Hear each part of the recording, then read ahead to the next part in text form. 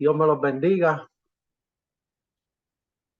En esta noche, pues, vamos a estar empezando ya con el libro de Génesis. La semana pasada tuvimos la introducción. Hoy empezamos de lleno al libro de Génesis, a pesar de que en esta semana no lo vamos a estar tocando a profundidad, porque ya eso entraría en otro capítulo. El libro de Génesis prácticamente es una tercera parte del librito del Pentateuco. O sea, es donde más material vamos a cubrir. Pero antes de comenzar, vamos a hacer una oración para que el Señor tome control e ilumine nuestras mentes. Padre eterno, en esta hora, Señor amado, te damos gracias, Dios de la gloria, por la oportunidad que tú nos concedes de poder reunirnos, Padre amado. Oh, Señor eterno, yo te imploro en esta hora, Señor, que tú nos capacites, que tú nos dé entendimiento, sabiduría de tu palabra, Señor amado, que seas tú, Señor amado, quien tome el control de nuestras vidas, que tú bendigas, Padre amado, a cada uno de los hermanos que se han conectado en esta hora, Señor, y aquellos que se van a conectar, Padre amado. Oh Dios de la gloria, en esta hora te imploro todas estas cosas en el nombre de Jesús, a quien damos toda gloria y toda honra. Amén.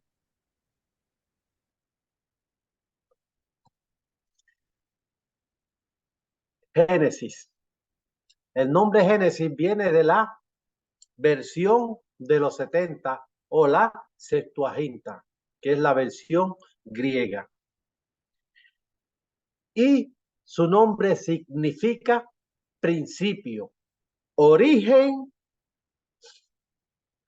o nacimiento. Los hebreos lo llaman el principio.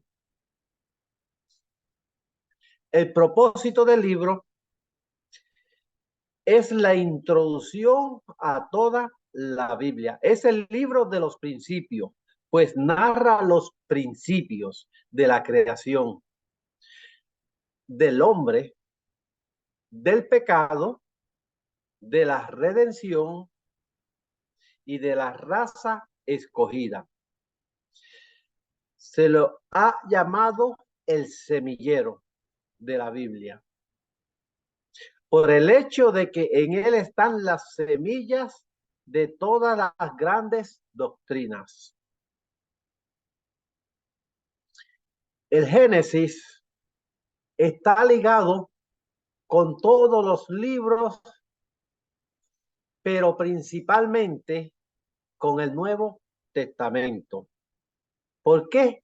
Porque lo que nos narra aquí este libro de Génesis lo vamos a encontrar nuevamente en el Nuevo Testamento. Por ejemplo, vamos a encontrar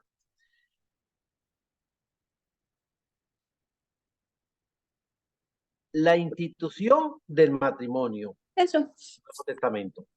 Vamos también a encontrar el juicio del diluvio, la justicia que Dios impone al creyente y el contraste entre el hijo de la promesa y el de la carne, y el pueblo de Dios como extranjeros y peregrinos.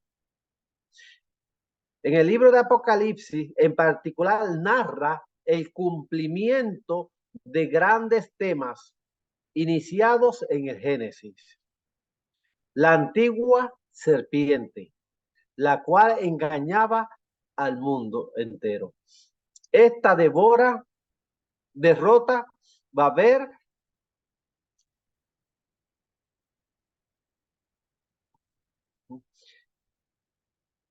y los rendimientos son conducidos nuevamente al paraíso.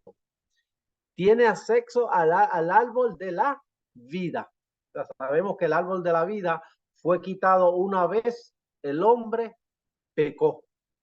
Pero en Apocalipsis vamos a ver que el árbol de la vida está en el medio de la nueva Jerusalén. Ahí se va a encontrar nuevamente el árbol de la vida. Sabemos que prácticamente el Apocalipsis va a dar fin a todo lo que empezó en Génesis. En Génesis, cuando Dios crea al hombre, lo pone en un huerto, ¿Cuál era el propósito de Dios de haberlo puesto aquel huerto? Era que el hombre viviera una vida eterna ante su presencia. ¿Por qué ante su presencia? Porque la palabra dice que Dios se movía sobre el huerto y hablaba con el hombre. O sea, el hombre tenía una conexión directa con Dios, la cual se rompió al hombre pecar. Pero vemos que en el Apocalipsis esa relación ya vuelve nuevamente a entornarse y entonces el hombre ya entonces vivirá delante de la presencia de Dios por la eternidad sin interrupción. Ok, el Génesis narra cómo Dios estableció un pueblo para sí mismo. Eso lo vamos a encontrar en el capítulo 12 de Génesis, cuando Dios llama a Abraham. Relata la infancia de la humanidad, pero el autor no pretende presentar la historia de la raza entera. Solo destaca aquellos personajes y sucesos que se relacionan con el plan de redención a través de la historia. O sea, aquí vamos a encontrar que Moisés no escribe todas las genealogías por completo, sino que destaca en aquellos personajes que solamente se relacionan al plan de redención. Eso lo vamos a ver un poquito más adelante en el libro, creo que la próxima página, donde vamos a encontrar que las genealogías no están completas. Ok. Traza el linaje pío que transmite la promesa de Génesis 3:15. ¿Quién se sabe ese verso de memoria sin leer la Biblia?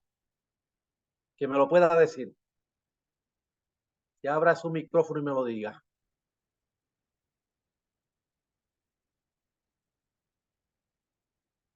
Es un verso bien conocido, se ha hablado mucho.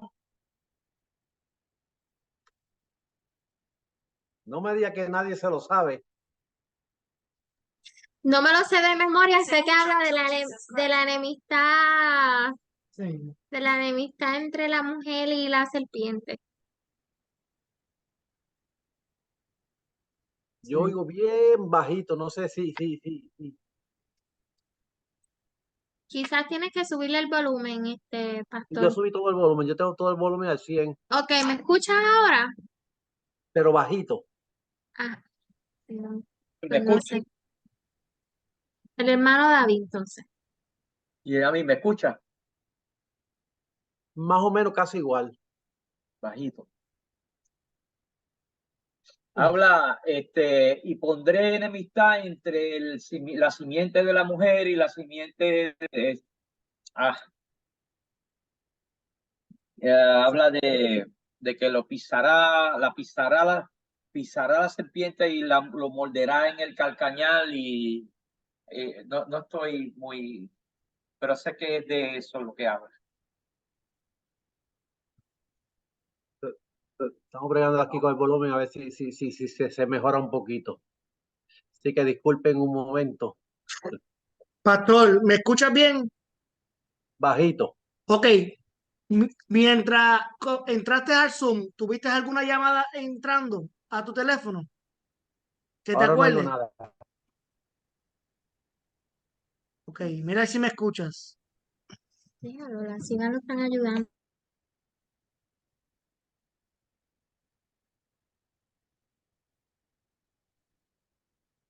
Enemistad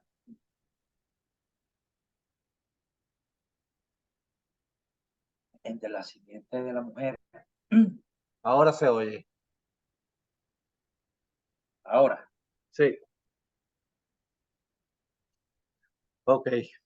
No lo escuché bien como lo dijeron, pero me lo puedes repetir nuevamente. Habla de, yo sé que habla de que pondré enemistad entre la simiente de la mujer y te pisarán en la cabeza y tú lo morderás y él lo morderá en el calcañal. Yo sé que habla de de Jesús, ahí está hablando de que Jesús vendrá, algo así, ¿no? Por la redención. Sé que algo de la redención. Ok. Dice, pondré enemistad entre ti y tu simiente. Esta te herirá en la cabeza y tú le herirás en el calcañar. Sé que no está exacta tampoco, pero está bastante similar. Para el examen, aprenda sin ese versículo. Ese no está en el cuestionario de eso, pero aprenda sin ese versículo, porque ese sí va a venir. ¿Por qué? Porque ese es donde se basa o donde empieza el plan de redención. O sea, una vez el hombre peca, el plan de redención empieza en Génesis 3:15, que es la promesa de redención, donde va a haber enemistad entre la mujer y la serpiente. Sabemos que la serpiente es tipo de Satanás. Y entre sus simientes, que se está refiriendo a Jesucristo, cuando Jesús en la cruz del Calvario vence a Satanás. O sea, cuando dice esta te herirá en el calcañar, pues es la herida que le da a Jesús en la cruz del Calvario.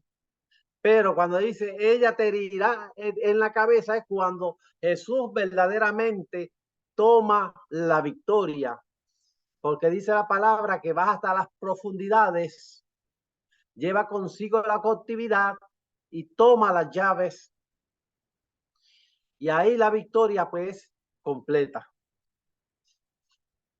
O sea, se está refiriendo a esa promesa de Génesis 3:15. Ahí es que empieza el plan de redención. Si yo le pregunté a ustedes dónde empieza el plan de redención, recuérdense que empieza en Génesis 3:15.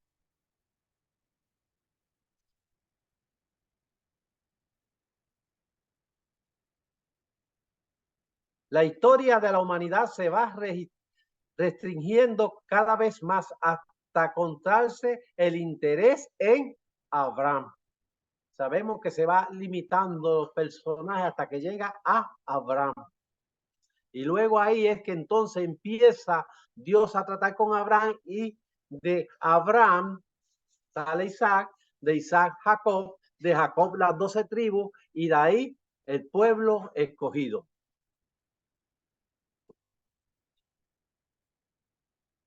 Estoy en la página 20 del libro para los que lo tienen, pero estoy brincando partes. Estoy resumiendo, porque si lo leemos completito, nos vamos a echarle el semestre completo y no vamos a cubrir a Génesis. Sin embargo, este Dios no lo es solo de Israel, sino del mundo entero. Llamó a Abraham, hizo pacto con él y le prometió multiplicar su descendencia hasta convertirlo en una nación a la que instalaría en Canaán. Tema. El tema general es el principio de todas las cosas. Pero a luz del tema de la Biblia entera, su tema es: Dios comienza la redención escogiendo a un pueblo. O sea, aquí encontramos dos temas. El tema simplemente de Génesis, que es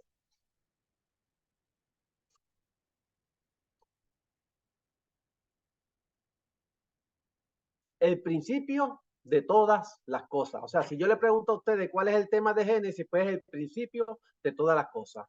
El otro tema lo pusieron basado relacionando Génesis con toda la Biblia. Pero a mí me interesa solamente el tema central de Génesis nada más, que es el principio de todas las cosas. Contenido. El libro de Génesis abarca una época muy larga, desde los primeros orígenes de las cosas hasta el establecimiento de Israel en Egipto. Se divide en dos sesiones. La historia primitiva, que es desde Génesis capítulo 1 hasta Génesis capítulo 11, que es como el atrio previo a la historia de la redención. La historia patriarcal, que es desde Génesis capítulo 12 hasta terminar Génesis.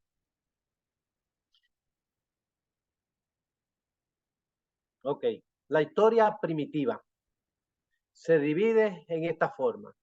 A, la creación.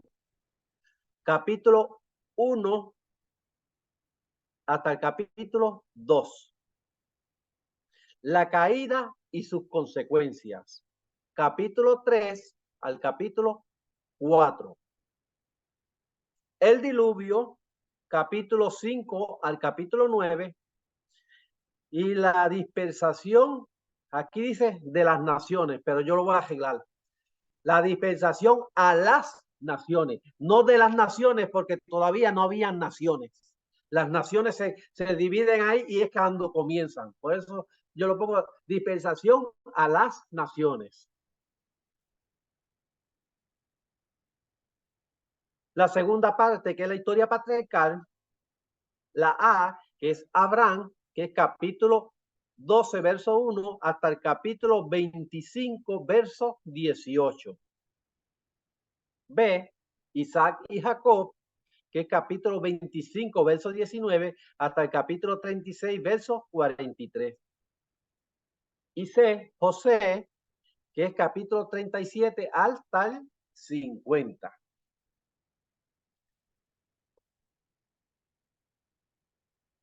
Ahora vamos a entrar al punto 5, las observaciones. Aquí es que vamos a encontrar que las genealogías no están completas. Por ejemplo, se nos ha enseñado que la raza humana tiene alrededor de 6,000 años de existencia. Pero prácticamente tiene un poco más de 6,000 años. No tanto como dice la ciencia, pero para mí yo pondría que estaría como entre los 7,000 a 8,000 años por ahí de existencia. ¿Por qué? Porque las genealogías de la Biblia no están completas. Ok, dice, las genealogías de los hebreos no siempre son completas, pues mencionan solo los nombres de los personajes destacados, omitiendo a menudo a personas de poca importancia. Ahora vamos a ver un ejemplo de por qué las genealogías no están completas. Dice, parece que Moisés es el bisnieto de Leví. Ustedes saben quién es Leví, ¿verdad? ¿Quién me puede decir quién es Leví?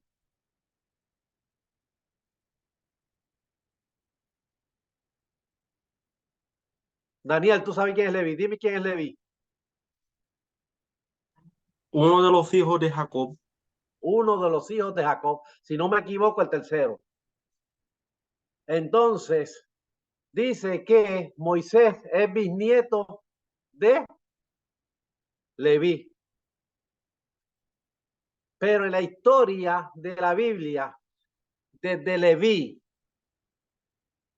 o desde que Leví se mudó a Egipto, ya él era adulto, pero desde que se mudó a Egipto hasta que el pueblo fue liberado, transcurrieron 430 años. O sea que estamos hablando de bisnieto, ¿verdad? Nieto, hijo. ¿Sabe? Prácticamente unas 3, 4 generaciones en 430 años, imposible. Porque no creo que ellos tuvieron los hijos como lo tuvo Abraham a sus 100 años de edad. Por lo tanto, faltan ahí nombres en estas genealogías de Moisés. Está imposible que Moisés fuera bisnieto de Leví en 430 años. Eso es un puro ejemplo de que prácticamente pues, faltaron más genealogías ahí.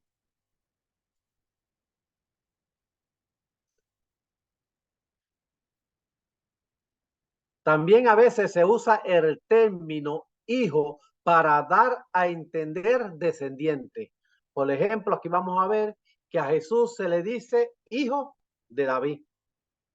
Y de David a Jesús transcurrieron también muchísimos años. O sea, muchas veces se usa el término hijo para referirse a descendiente de alguien. En este caso, a Jesús como hijo de David, pues se usó para referirse a que Jesús era de la descendencia de David. B. Parece que algunos pasajes de Génesis no están en orden cronológico. Por ejemplo, el capítulo 11 relata la historia de la Torre de Babel, pero es posible que según su verdadera ubicación cronológica correspondiera al capítulo 10, dado que explica por qué de la percepción de los pueblos. También muchos estudiosos ponen en tela de juicio la cronología bíblica del incidente en que Abraham negó ante Abimelech que Sara fuera su mujer. Génesis 20. En este yo no estoy tan de acuerdo. En este comentario de que cuando Abraham negó a Sara ante Abimelech fuera antes. ¿Por qué? Porque vemos que cuando Abraham salió de los caldeos, prácticamente estaban mayores de edad, estaban avanzados en edad. Luego, cuando Abraham entra en Egipto y dice que Sara es su hermana, fue antes de que fuera donde Abimelech y le dijera que Sara era su hermana. O sea, porque él cometió el mismo error 2 ocasiones. Ellos lo basan en que Abimelech encontrara atracción en Sara ya siendo vieja. Pero si pudo dar a luz a sus 90 años, y en esa época duraban bastante, pero yo creo que la apariencia física, yo creo que no se deterioraba tan prontamente, sino que a su edad mayor sí podía ser hermosa. Por lo tanto, yo en este comentario yo no estoy tan de acuerdo en que no estuviese en el orden cronológico. Ustedes pues, pueden opinar como ustedes quieran, se les respeta porque eso es un pasaje que no tiene mucha importancia en cuanto al tema lo que es salvación. ¿Alguna duda hasta aquí?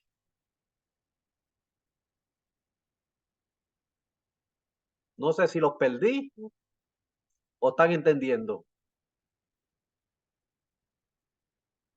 ¿Están entendiendo? Ok.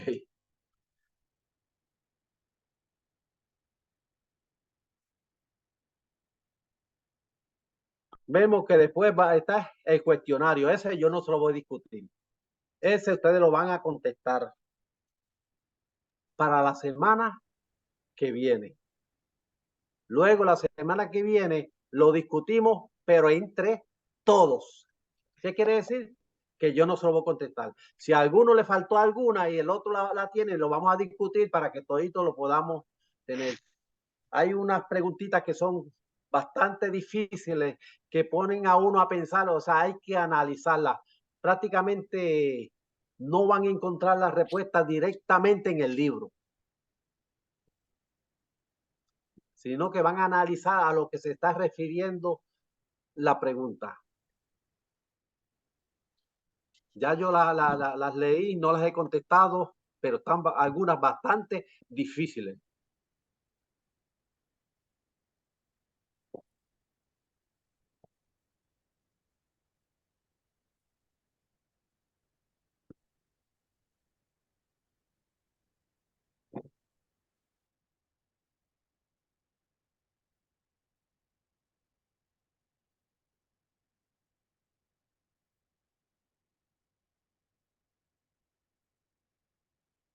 Ok, entramos entonces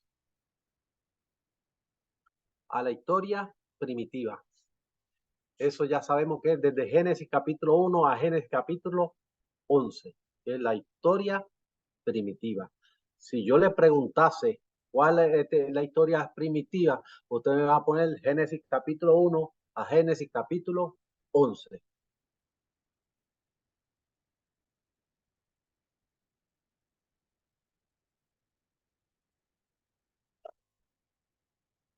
Número 1, el creador. ¿Cuál es la idea más importante que se encuentra en el relato de la creación? No es la descripción del proceso de crear, ni de los detalles acerca del hombre. Por más interesantes que sean, dicha idea es que hay un Dios y por él fueron hechas todas las cosas. O sea, esa es la idea más importante, que hay un Dios y que por ese Dios fueron hechas todas las cosas. Esa es una de las preguntitas que viene después de esta, esa es la contestación. La frase en el principio, por él fueron hechas todas las cosas. La frase en el principio, Dios, es la respuesta a los errores del politeísmo, del materialismo, del penteísmo y del dualismo. Más allá del universo hay un ser eterno que es superior a su creación. Aquí hay un errorcito en este libro. Dice, la figura del Dios domina el primer capítulo de la Biblia. Su nombre se encuentra 35 veces en los 34 versículos. Si nos vamos a Génesis capítulo 1, vamos a notar que no hay 34 versículos, hay 31 versículos. Pueden verificar la Biblia y me pueden decir si estoy correcto o no. O sea, o si la de ustedes tiene 34 y a la mía me le mojaron 3.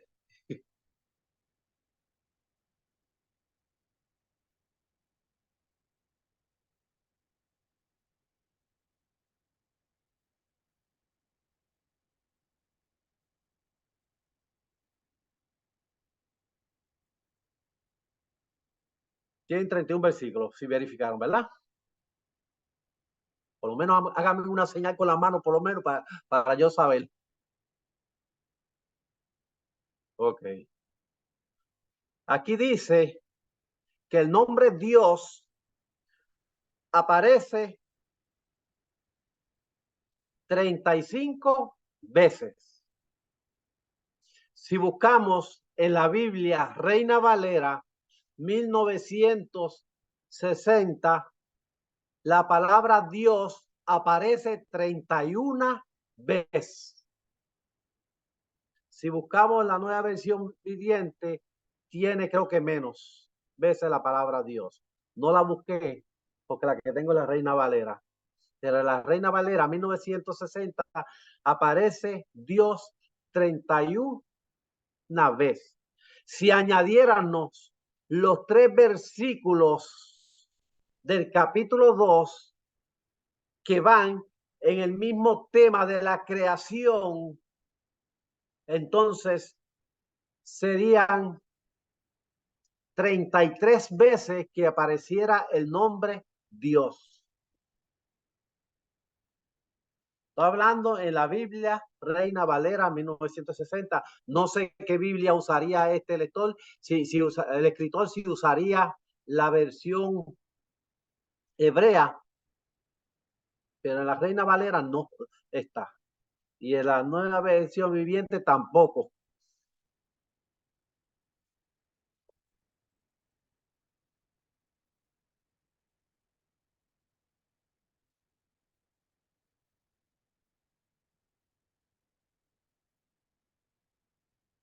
Ok.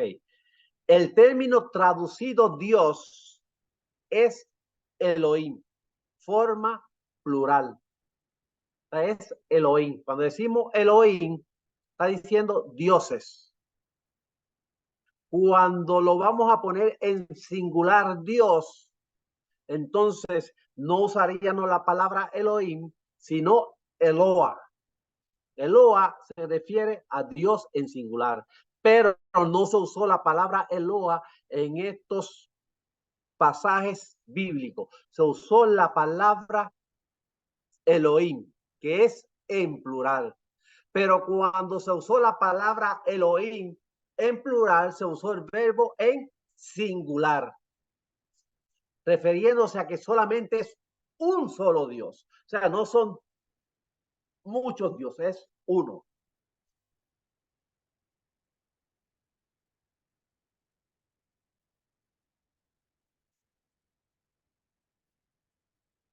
En el idioma hebreo, la forma plural expresa a veces intensidad o plenitud.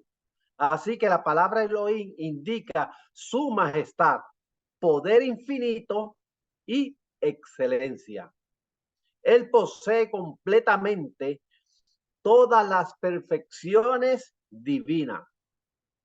La segunda parte del relato de la creación, capítulo 2, versos 4 a 25, hace hincapié en el hecho de que Dios es un ser personal, pues esa sección muestra al hombre como su objetivo.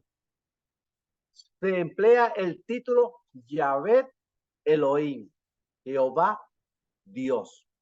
Aunque el nombre Yahvé significa que Dios es eterno y tiene existencia ilimitada en sí mismo, Éxodo capítulo 3, verso 14, también su uso indica que Dios es el Dios del pacto, de la gracia y misericordia.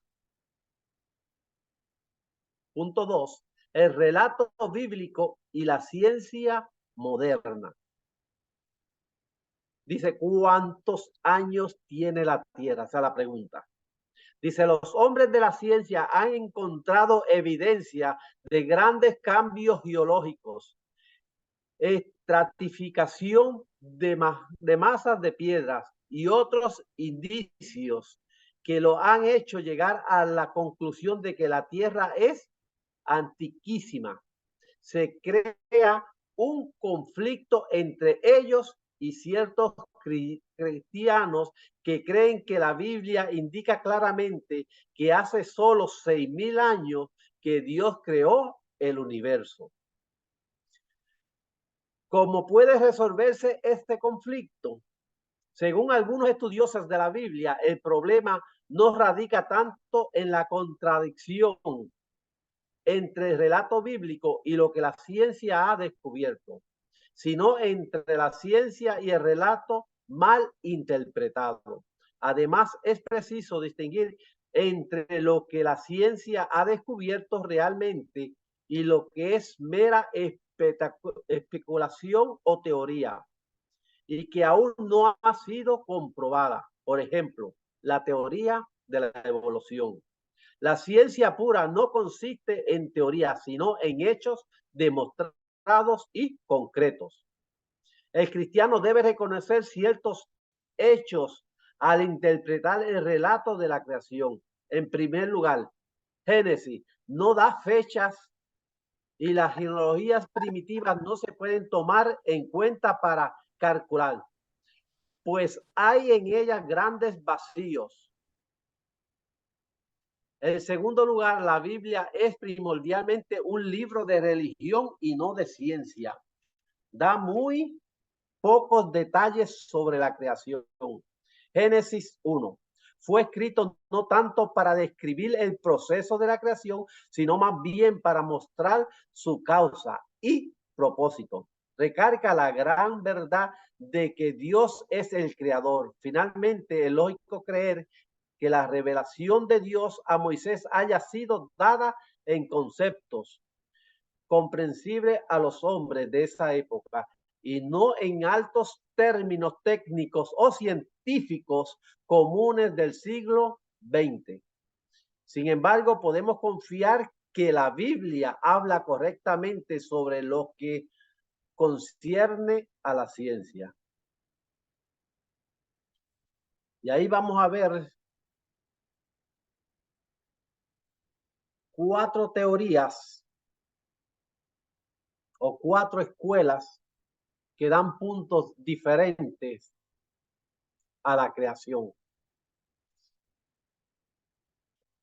Vamos a ver el número 1. Dice teoría del vacío o del arruinamiento y recreación. Sucedió una catástrofe universal entre Génesis 1:1 y Génesis 1:2, que tiene que ver con la caída de Satanás. El juicio consiguiente de Dios como resultado. La tierra llegó a estar desordenada y vacía. Dios recreó la tierra en 6 días literales. Podrían haber transcurrido millones de años entre la creación original y la recreación. O sea, nos da a entender que entre el verso 1 y el verso 2 del primer capítulo de Génesis transcurrió un periodo de largos años. ¿Cuántos años? No lo podemos dar por determinado exactamente. Pero si los científicos estuviesen correctos en sus teorías, pues entonces dirían lo que transcurrió millones de años. ¿En qué nos basamos? Número 1, que cuando Dios crea algo, lo crea bueno. Número 2, que cuando Dios crea algo, lo crea perfecto y ordenado. Y en el capítulo 1 dice que Dios creó los cielos y la tierra. ¿Sabe? No nos dice Dios comenzó a crear los cielos y la tierra. Si dijera Dios comenzó a crear los cielos y la tierra, entonces podríamos dar de largo que el versículo 2 al versículo 1 no transcurrieron años, sino que fue seguido. ¿Por qué? Porque entonces Dios comienza luego a reorganizar lo que había empezado. Pero sabemos que cuando Dios hace algo, lo hace bueno, lo hace perfecto y no puede estar desordenado. Se cree entonces que cuando Satanás dijo, subiré al monte alto y me sentaré en el trono del Altísimo, allí pondré mi trono. Se cree que fue después de Dios haber creado los cielos y la tierra. Entonces, ahí se arroja Satanás sobre la tierra. Eso lo vamos a encontrar en otros pasajes que no los voy a dar lectura ahora. Y entonces Satanás, como venganza, destruyó lo que Dios había creado. Por eso entonces el verso 2 dice que la tierra estaba desordenada y vacía.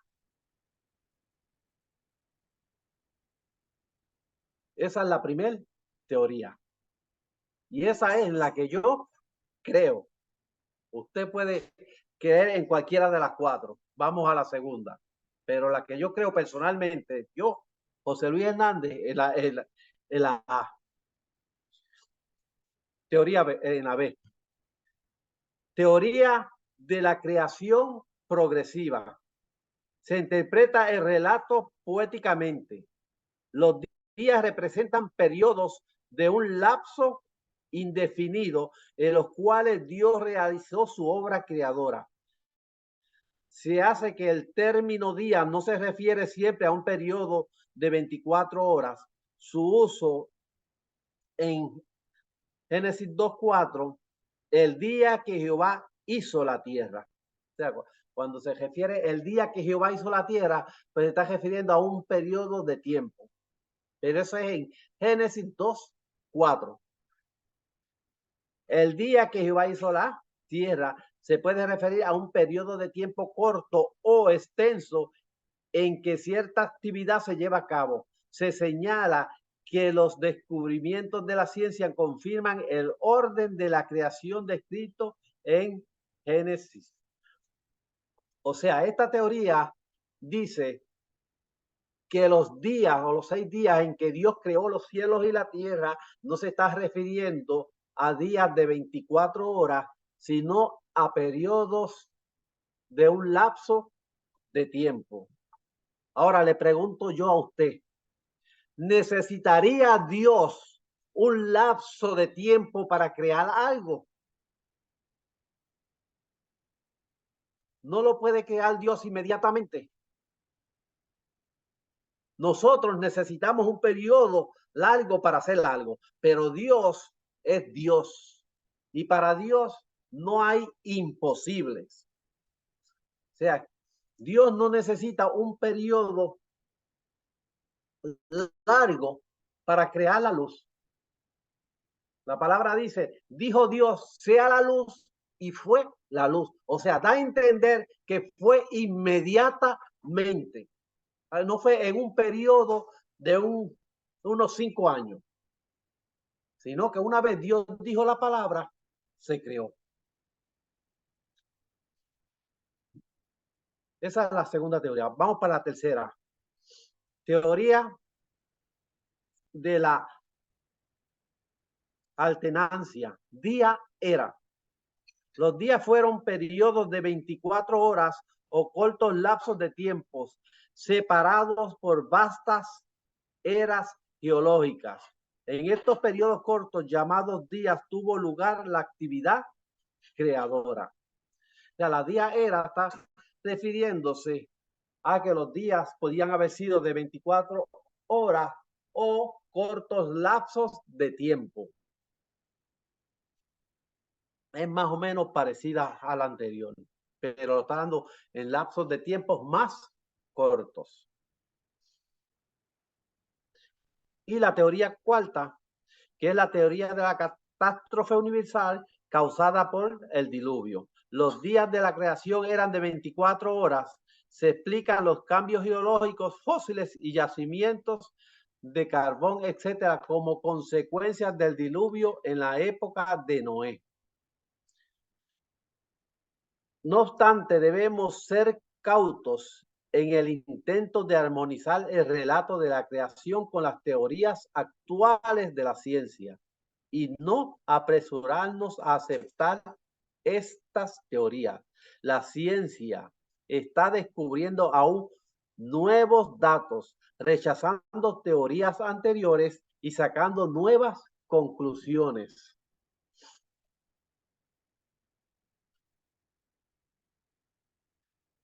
No debemos correr el riesgo de identificar nuestra posición con algo tan cambiante como la teoría científica. Por otra parte, podemos descansar en la confianza de que los descubrimientos futuros, bien interpretados, eliminan muchas de las supuestas contradicciones de hoy y arrojan más luz sobre el testimonio bíblico. O sea, aquí nos dice que no nos apresuremos a tomar decisión en una de las teorías. Pero yo todavía sigo firme en la primera.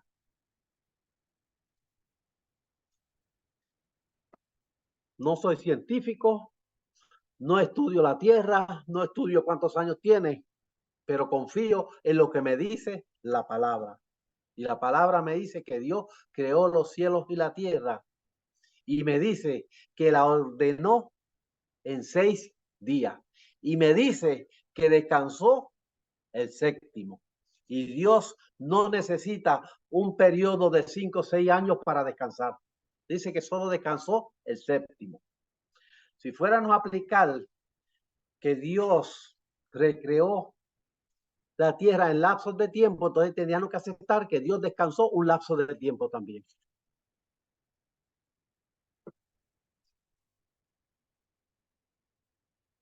La creación del universo.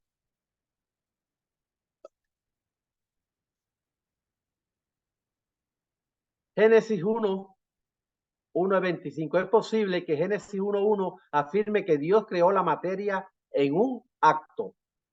El vocablo, aquí lo vamos a encontrar, que es singular, bara, que significa creó. Se usa solamente en conexión con la actividad de Dios y significa crear de la nada. O sea, esa palabra vara creo que la vamos a encontrar creo que 3 veces en Génesis.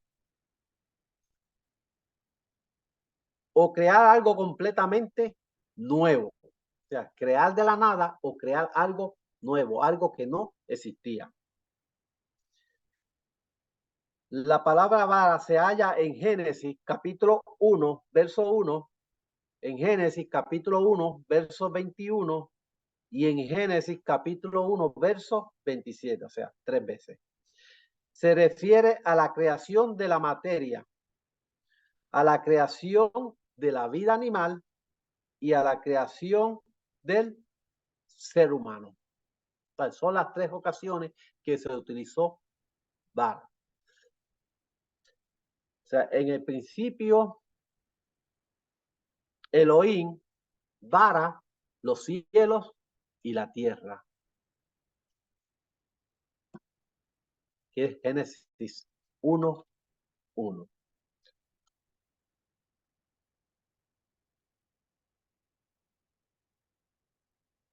Ok, vamos a brincar. Los días sucesivos a la creación fueron: primer día, aparición de la luz, día y noche. Segundo día, cielo, atmósfera y mares.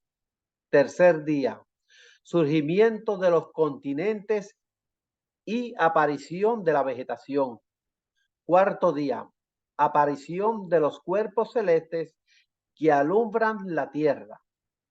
Quinto día, los animales del mar y las aves. Sexto día, los mamíferos y el hombre. Séptimo día, termina la actividad creadora y Dios descansa. Si leemos bien el pasaje bíblico de cuando Dios está recreando nuevamente, vamos a notar que después que Dios dice y hace algo, dice, y fue la tarde y la mañana el primer día. Luego dice, fue la tarde y la mañana el segundo día. Y así sucesivamente durante los 7 días. O sea, no nos dice fue un periodo de tiempo, sino que nos dice claramente, fue la tarde y la mañana. ¿De qué se compone el día? De la tarde y la mañana. ¿Sabe? La tarde comienza, según los judíos, el día empieza a las 6 de la tarde,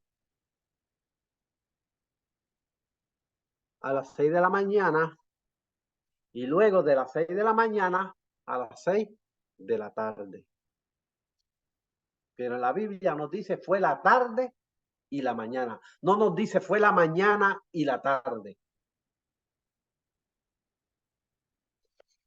Pero eso lo vamos a descubrir más luego cuando entremos totalmente de lleno a Génesis. Estoy mirando la hora, que no me pase yo. 5 minutitos más.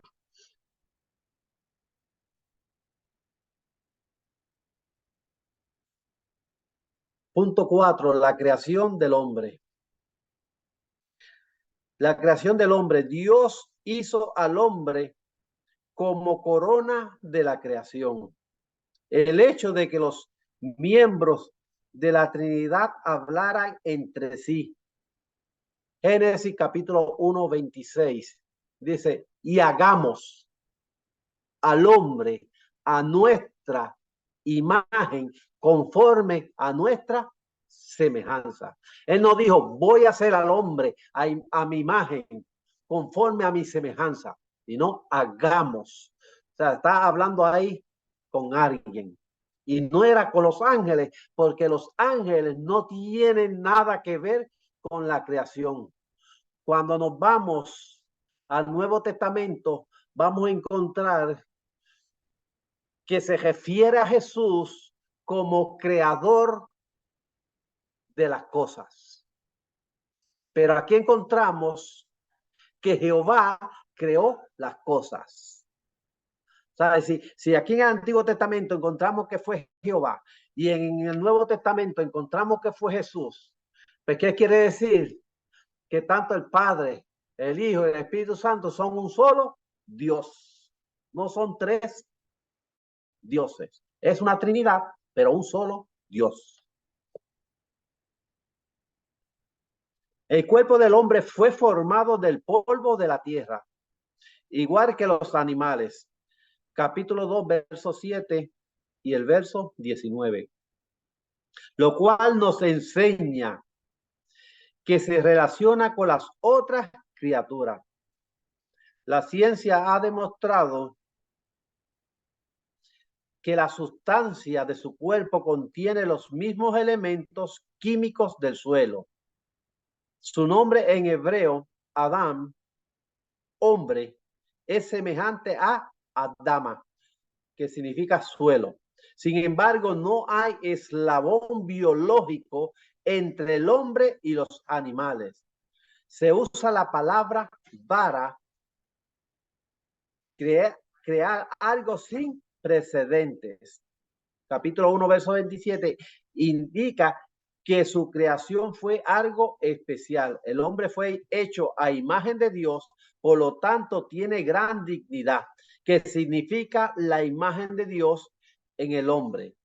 No se refiere a su aspecto físico, ya que Dios es espíritu y no tiene cuerpo. La imagen de Dios en el hombre tiene 4 aspectos. Número 1, el hombre recibió soplo de vida. Número 2, es un ser moral. Número 3, es un ser racional. Y número 4, al igual que Dios tiene dominio sobre, se me perdió, la naturaleza y los seres vivientes. Había de ser el representante de Dios, investido de autoridad y dominio como visible monarca y cabeza del mundo. Alguien ha observado que el hombre tiene un espíritu para tener comunión con Dios, una voluntad para obedecerle, un cuerpo para servirle. En el Nuevo Testamento recalca los aspectos espirituales y morales de la imagen de Dios en el hombre, tales como cimiento espiritual, justicia y santidad. El gran propósito que Dios quiere realizar mediante la redención es restaurar esta imagen en el hombre hasta que sea perfecta, como se observa en Cristo. Romanos capítulo 8, verso 29, Colosenses capítulo 3, verso 10 y Primera de Juan capítulo 3, verso 2. Dios descansó el séptimo día, no en el sentido de terminar toda la actividad, sino en el de terminar la actividad creadora. Observando el día de reposo, los hombres recuerdan que Dios es el creador y reservan tiempo para prestarle culto. Y lo voy a dejar aquí porque ya el tiempo ha corrido, pero si tienen alguna pregunta antes de terminar, pues la pueden hacer ahora, o si tienen algún comentario lo pueden decir.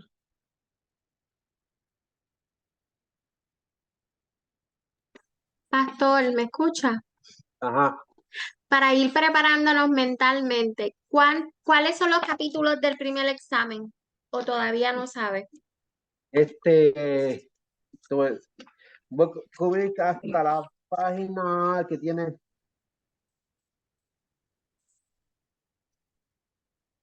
hasta la página 35. Okay.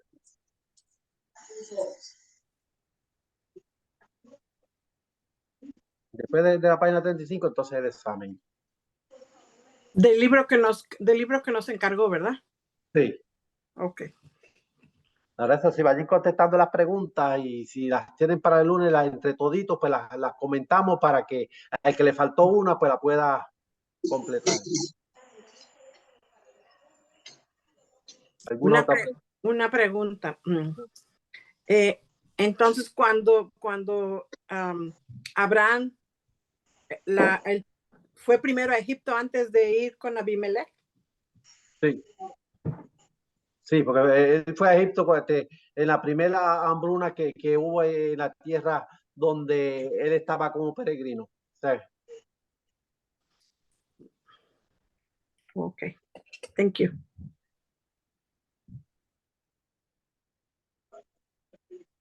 ¿Alguna otra pregunta?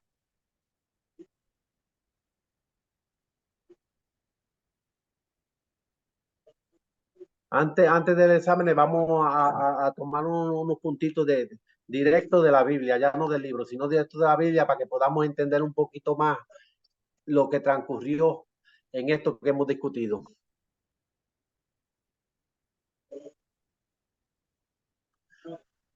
Bueno, si no hay más ninguna pregunta, que Dios me los bendiga y nos vemos la próxima semana. Ay, pastor.